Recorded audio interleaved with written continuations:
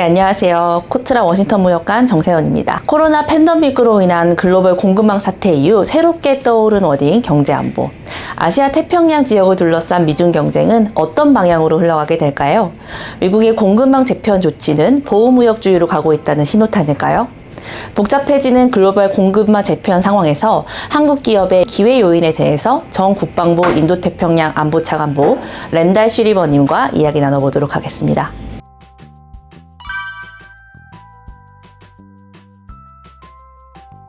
As we see particularly China's use of trade and economics and investment strategies to further their own security ambitions, we have to respond in kind. So I think traditionally we do think about economic security as being related to some very specific things, but more and more, whether it's supply chain integrity, whether it's critical infrastructure protection, whether it's dealing with infrastructure, ports, and so on. These are very related topics. So we need our national security professionals to be a little more conversant on economic and trade issues.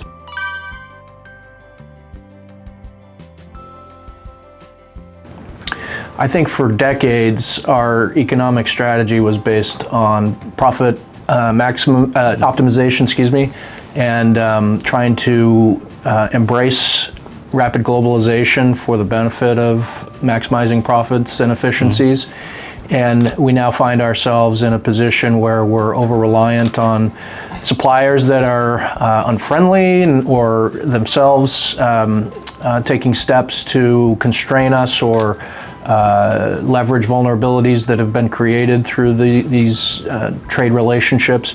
So, I think we're trying to right-size things, right-shape things a little bit, and I understand why some of our trading partners see what we're doing as having some negative impacts. Maybe it looks like protectionism, but I think, when you're dealing with an economy like China's and the economic strategies that are well integrated into their national security strategies, we have to take certain steps to make sure that we have economic security.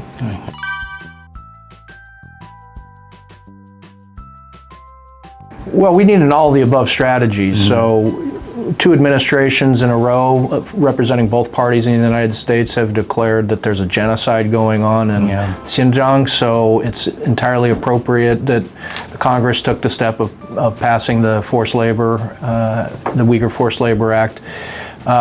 So human rights should be a part of our overall strategy, but obviously we can't do everything at the expense of potential cooperation on a global issue like climate change. I will say, however, we shouldn't have to be persuading China too much to do appropriate steps on climate change.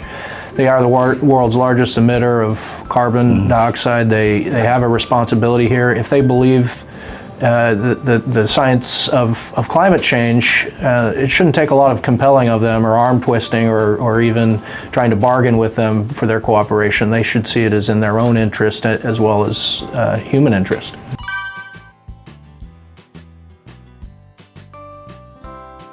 Well, Korea is a sovereign country that will work through those issues, and I have full confidence that our ally can do that without a lot of finger wagging from the United States or anybody else. But I think what we've learned from our corporations and our private interests is that eventually there comes a time where doing business in China comes at a cost. Maybe it's your intellectual property, maybe it's domestic competition that the government puts their thumb on the scales to advantage.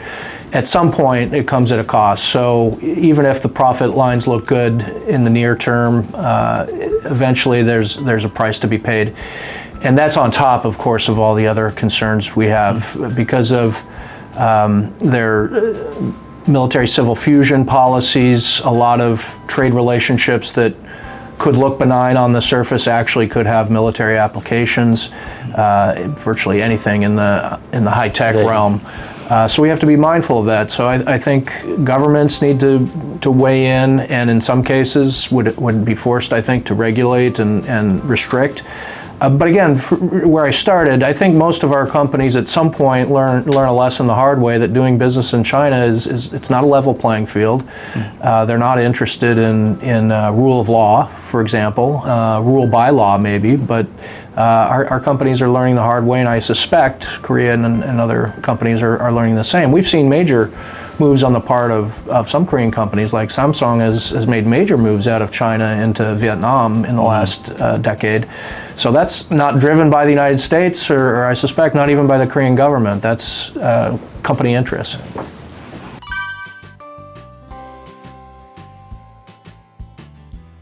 Well, I'll be honest, I'm a little disappointed in IPEF in terms of its ambition in the United States. I think there's a lot we want to put on the table, but not a lot we want to give up. And I think with the US and Korea, that's not as big an issue because we have a free trade agreement.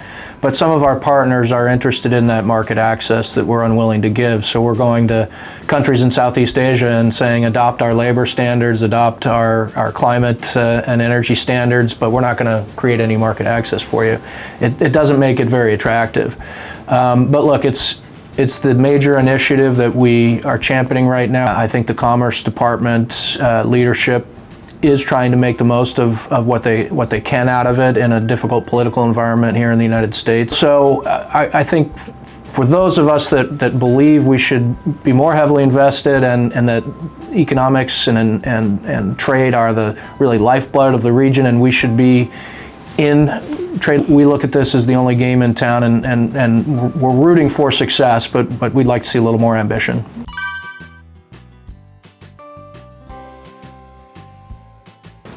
Again, it can if we have the right ambitions for it, and we give direction in the right ways. I think the decision to pull out of TPP by the previous administration was unfortunate for a lot of reasons, because it really created a political difficulty for any future president who may want to revisit that. Because essentially the last administration's decision doing that made it a bipartisan anti-free trade environment here. I think there are many who would like to see us return to, if not CPTPP, have ambitions for minilateral, multilateral trade liberalization. The timing is probably not quite right as we head into another election cycle for 2024. I think IPEF is a potential vehicle for that, and it should be consistent with what our friends and partners want to see in terms of the trajectory of organizations like CPTPP, because eventually we want that pathway, in my view, back in. So we shouldn't be doing things that are entirely inconsistent or outside the bounds of these existing agreements. Otherwise, we're creating relationships and new supply chains that would be inconsistent with what our friends are building. Right.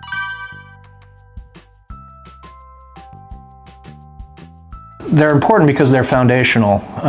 You can do a lot to shore up the integrity of a supply chain, but if at the foundation are critical minerals that China still dominates, you haven't really made yourself safe and secure in terms of a potential cutoff down the road, right? What I've learned is you really kind of have to disaggregate in this broad category and understand why China is dominant in particular areas. With rare earths, I think the work that the administration has done with Japan recently, having a critical minerals agreement with Australia, I think these are all attempts to sort of do that disaggregation and find ways that we can work with friends and partners in ways that leave us all a little better off and less vulnerable. So I think it is good work, but it's hard work. It takes that granularity. It takes a real sophisticated understanding of these supply chains, because even you take something like semiconductors, different category, I realize, but everything that was done through the October 7th announcement, China is still in the supply chain. They are still in the foundational element phase of it, and they're in the packaging and testing element. So we're still vulnerable.